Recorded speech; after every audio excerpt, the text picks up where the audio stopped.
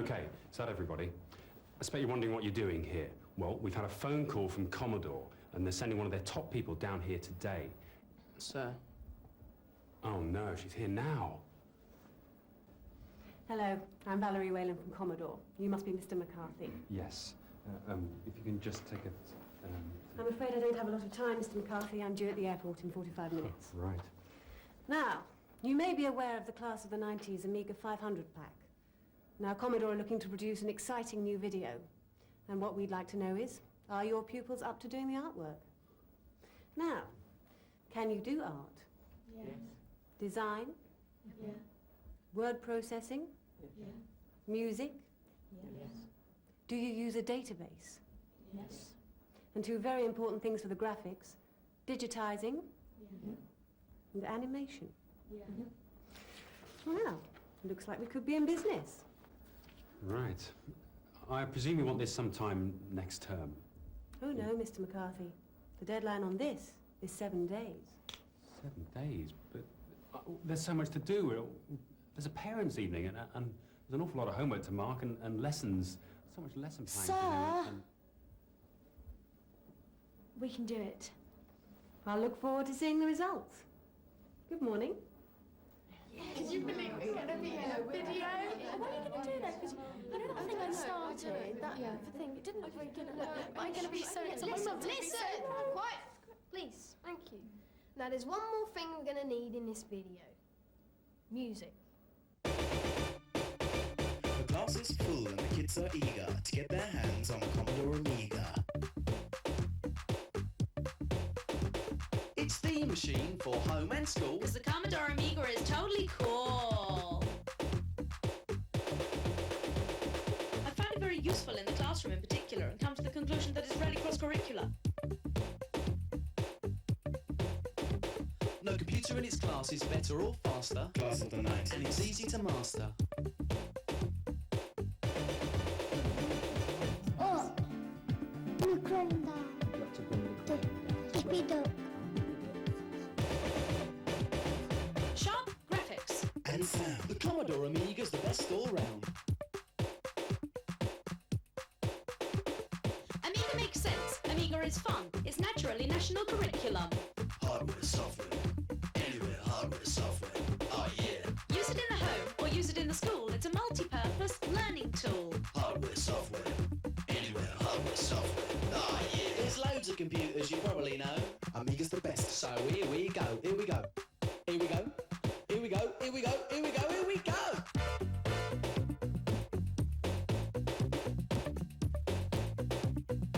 Well, the unpacking didn't take long, did it? But before you get carried away, just listen carefully for 2 minutes. The first thing you should do is fit the 501 memory expansion. This involves turning the Amiga upside down, unclipping the bottom panel and carefully sliding in the metal memory expansion. Oh, and don't forget to refit the bottom panel after. Now, I don't want you to panic, but if you look on the back of the main unit, you'll see a number of holes. These are connector sockets. Each one has a job. One's for the mouse, one's for the monitor, one's for the audio connector, and there's a power connector. Now, each plug can only be inserted one way round, so there's no worries there. But remember to turn off the computer before inserting or removing any leads, because if you don't... Right, to connect the mouse, first turn it upside down, open it up, and remove the little bit of foam that's holding the ball in place. To plug in, just put the end of the mouse cable into the socket labelled Joystick 1. Next comes the lead for the monitor. Use the cable supplied and plug the large end into the socket marked RGB video. Then you have to connect the sound. Just plug the two ends of the audio cable into the socket marked audio on the back of the Amiga, okay? Now we've nearly finished. Put the square end of the power cord, which is separate from the mains unit, into the Amiga That's left of the monitor socket on the back of the main unit. Child's play. Talking of which, here he comes again. Here's the monitor. It doesn't come with a pack, but we've got one already. Okay, all we have to do now is plug the monitor lead in and the audio cable.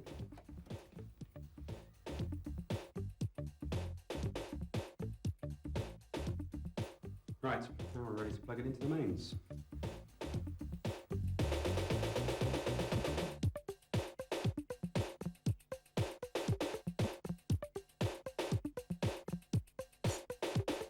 Tidy up your writing. It's a mess. Use ProWrite word process. ProWrite is a super word processor that we received recently. It allows children to manipulate text as they would do on any normal word processing package, but they can very quickly access fonts and alter the size of their fonts and also the colour of their fonts. I think ProWrite is better than working in the class writing because your computer and it makes it look better because I can't write very well. Whereas you can get this computer to write whichever font you like. I think Emerald is for old-fashioned writing and Diamond is sort of plain. And we've got Emerald on here at the moment, which is sort of Magna Carta sort of style. You've got to tell them the size, haven't you? Yeah. 9 by 9 or 8 by 8 or whatever. Yeah, we'll do that. Okay. You got it? Yeah. How about each one was? Yeah. Right. You can save things, call things back when you like. Say you haven't finished anything, you have to, say it's a home computer and you have to rush off for tea, then you can save it and then come back and open it up again, which gives it's there for you. And you can change your colours on it, brighten them up and everything. I think it's great. Children have found this most exciting, actually highlighting parts of their work in colour and then being able to print out coloured reproductions of their work for presentation. Very, very pleased with it. You can change the shape, size of the letters and everything, whereas we've got other computers in school which can't do with that. But this is the ultimate. Info file, store your data. Tapped in now, interact later. Recently I've been introduced to InfoFile, which I found to be far more user-friendly and easier to use than most of the packages I've used. Pupils themselves have found it very easy to use, and the pupils that are familiar with using the Amiga techniques can quite readily sit down and work their way through a program. Today we've just started on this InfoFile. InfoFile is a database, and a database is like a file where you keep all the records of everybody.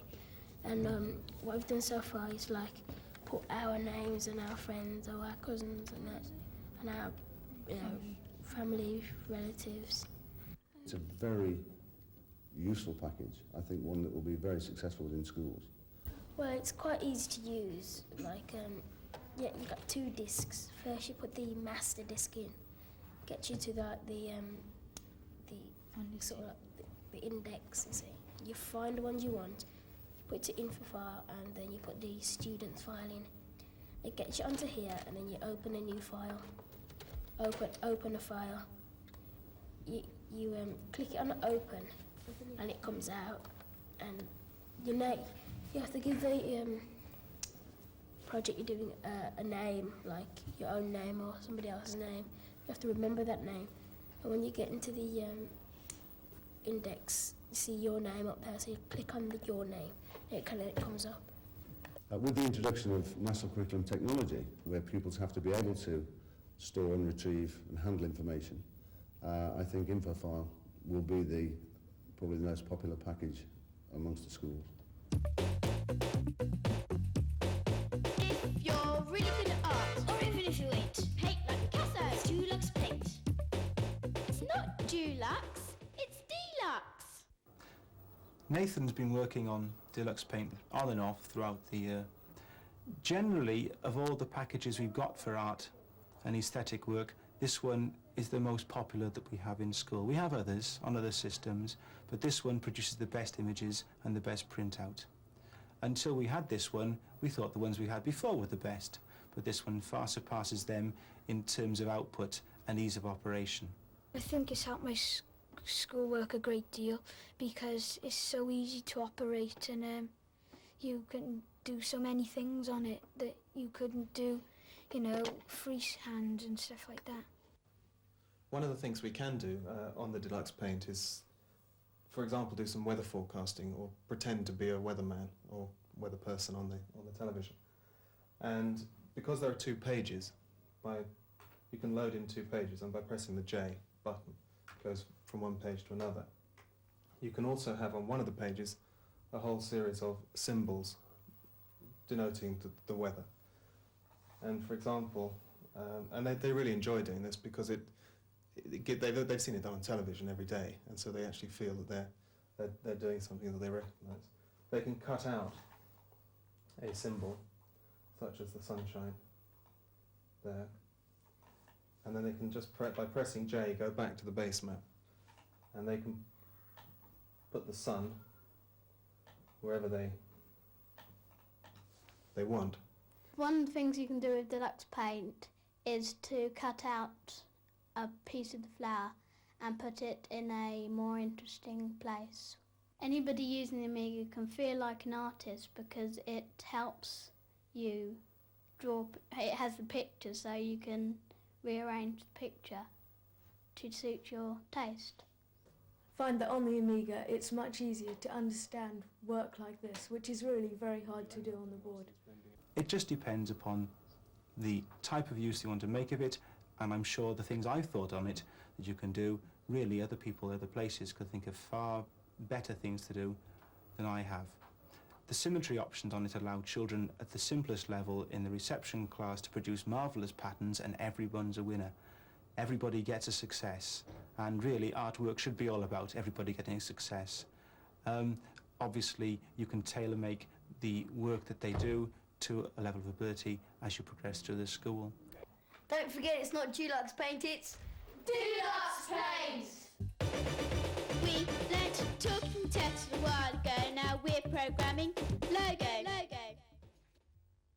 Amiga Logo, we've been very pleased with. We've never had a chip-based logo in our old BBC machines. We've always worked on disk-based programs, and they've been very slow and, quite frankly, unexciting. Amiga Logo is very fast, very powerful. We're drawing a cube and you can draw all other things. And at the moment, we're writing instructions to tell the turtle to draw the cube, and it can go forward, left, right and backwards. We've drawn the cube, and then at the end, when we're finished, we write all the details into the computer and it draws it itself.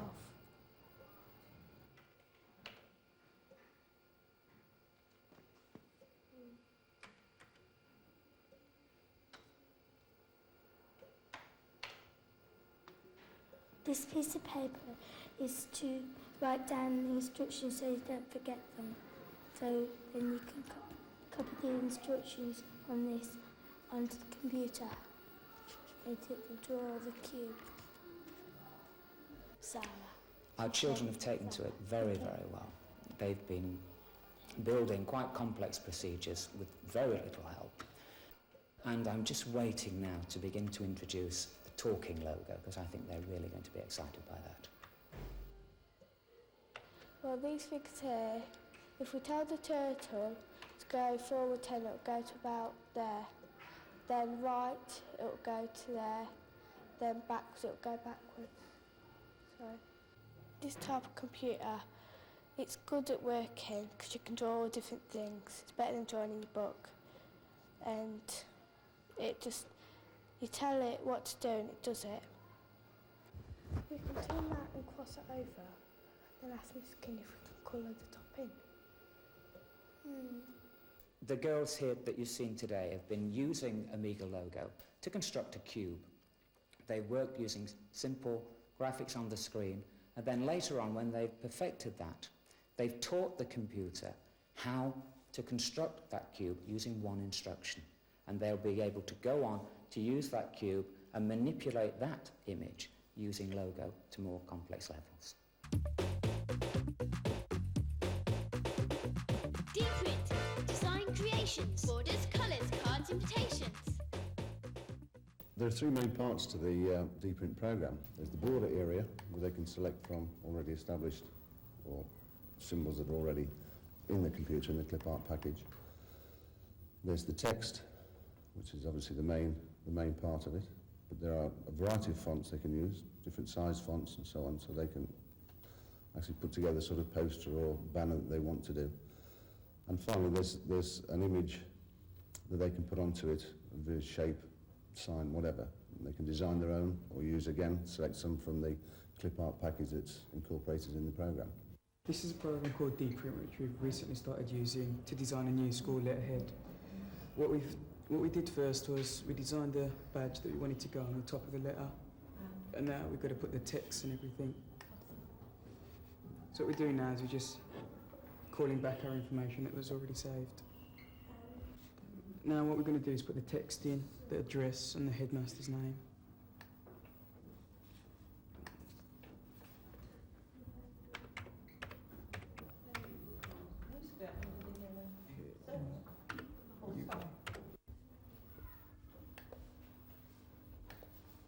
At the moment, what he's doing is getting its position.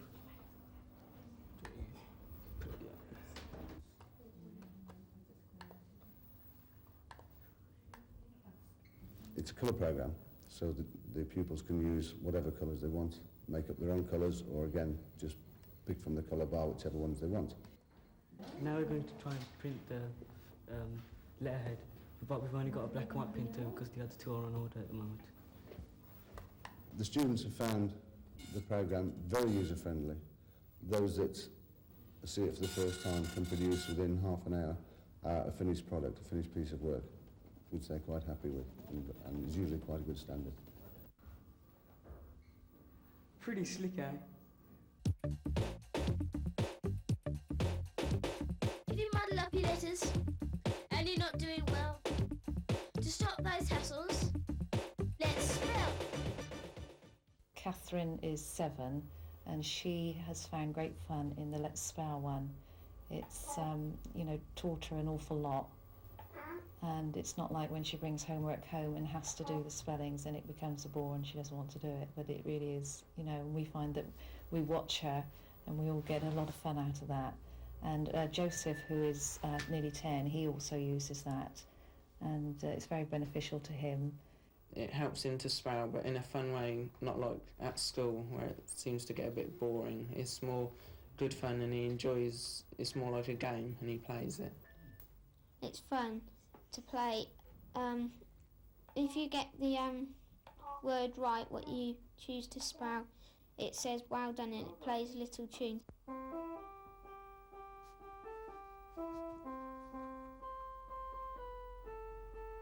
If you get it wrong, the bear says Odin and it says try again.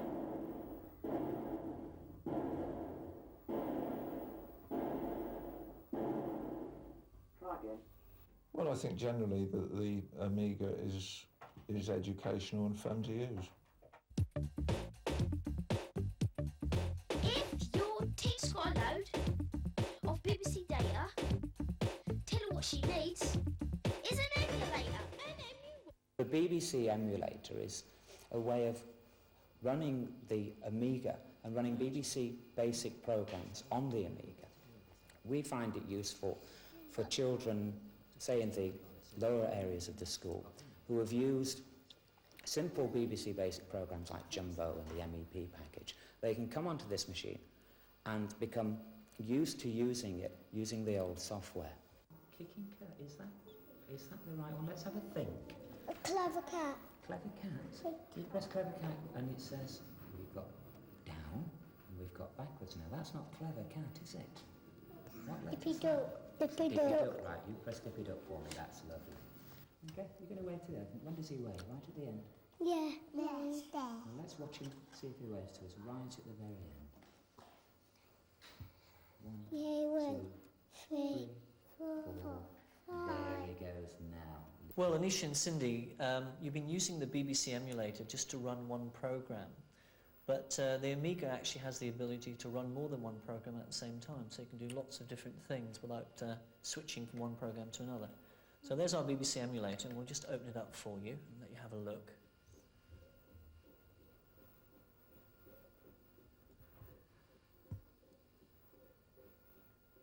Now, one of the things we've got on there are some BBC programs, so we can actually run those BBC programs on the Amiga at the same time.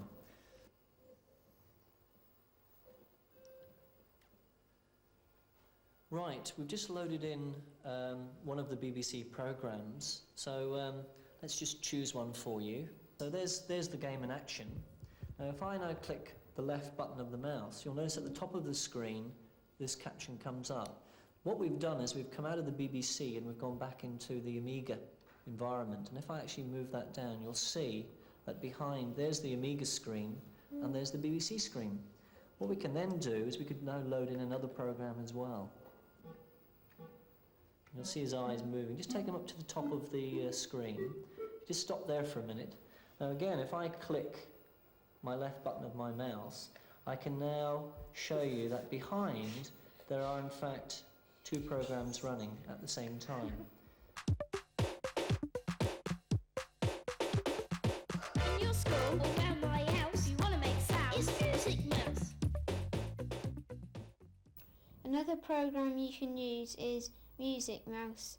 You move the mouse up and down to make different sounds. It's a fun program and it makes a lot of noise.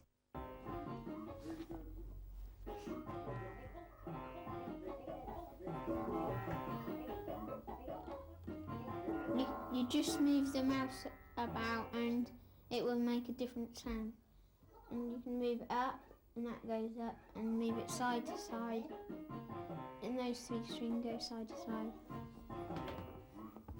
I can move the mouse up and down, and what you can hear is loads of little people laughing and talking. When you move it to the top, they go really fast, and then when you gradually push it down, it starts to go lower.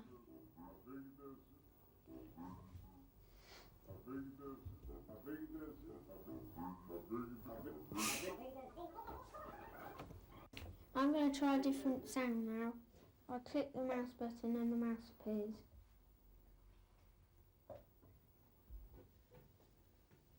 I'm going to try the sax. I'm going to change voice 1 for the sax.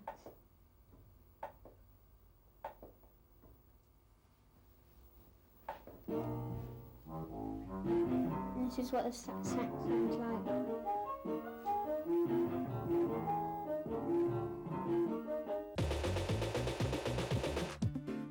want to draw.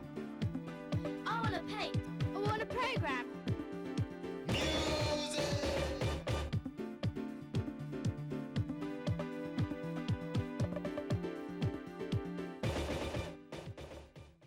We've got 11 Amigas at Park House School. We've got 9 Amiga 500s and 2 Amiga 2000s. And we use them for various different sorts of art and design activities. I suppose the majority of them are used using Deluxe Paint to produce artwork, which we can then print out, put on the walls, etc. One of the reasons we chose the Amiga for the art department was that it's very popular in the home market.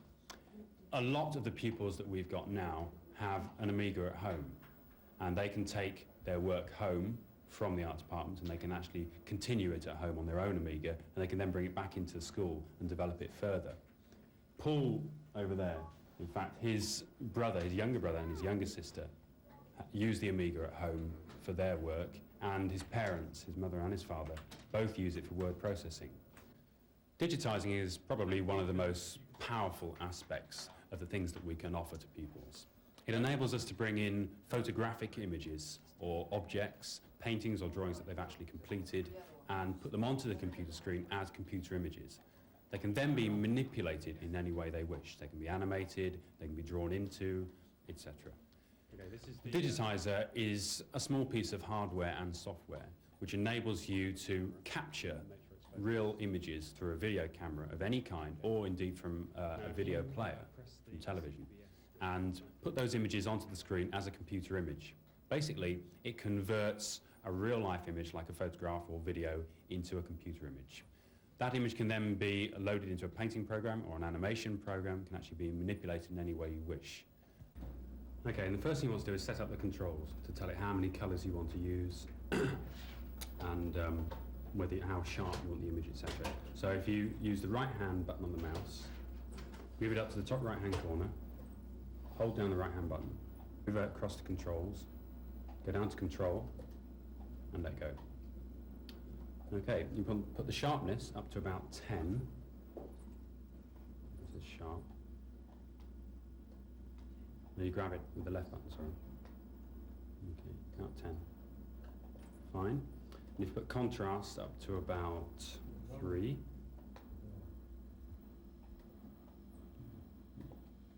Okay, in fact, if you click in the black box, you can move it one at a time just by clicking inside the box. Put brightness up to about 1. Enough. And now we want to set up the camera, so just go to the camera menu, which is here. We need to set tracking to about 24, I think, which is to the right. Normally we digitise in black and white, so you'd only need to go through the clear filter and do one digitising. In this case, we want a colour image through the black and white camera. So we have to take 3 images, one in red, one in green, and one in blue, and then combine them together for a colour image. So if I turn the filter wheel around on the one that you want and you do the digitising. Okay. So the first one is you want to digitise in red. Okay, we can digitise in red. Now each image, when you see it come up, will be in black and white. Yeah. It won't actually appear in the colours.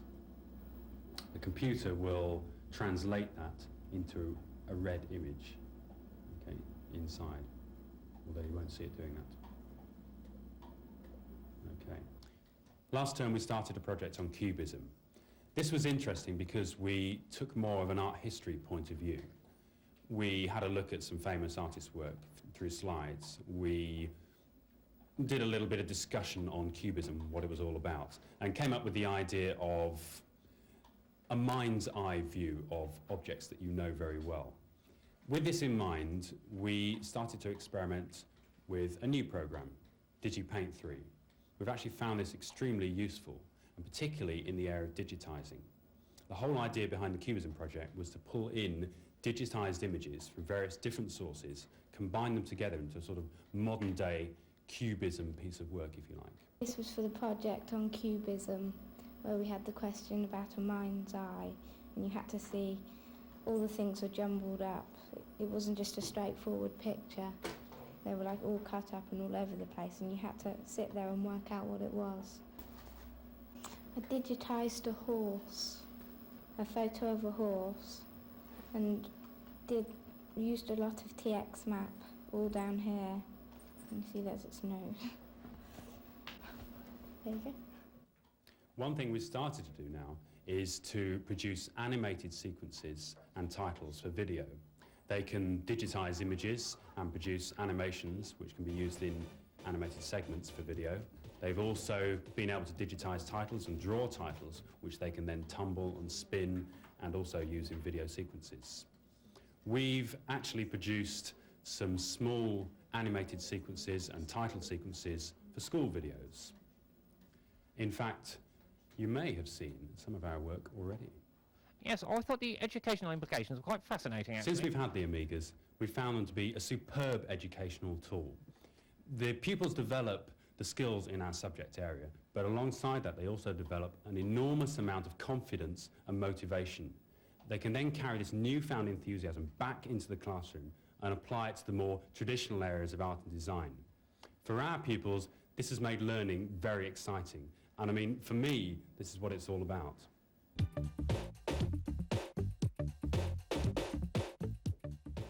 If you're interested in expanding your Amiga system, there are a number of possible routes.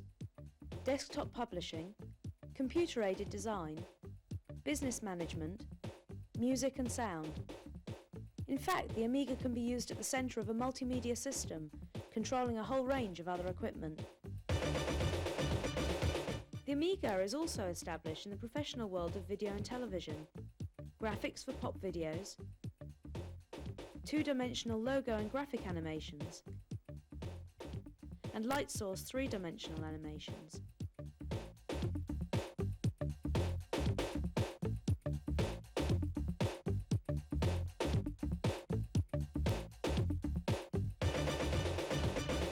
I like when the train comes down and the lava comes backwards. But this is your... It's brilliant. Amigas are cool. And of course, they're beige. From my point of view as a head teacher, I wouldn't have anything else other than the Amiga in the classroom. They find it so much fun learning on them that they just keep going back for more.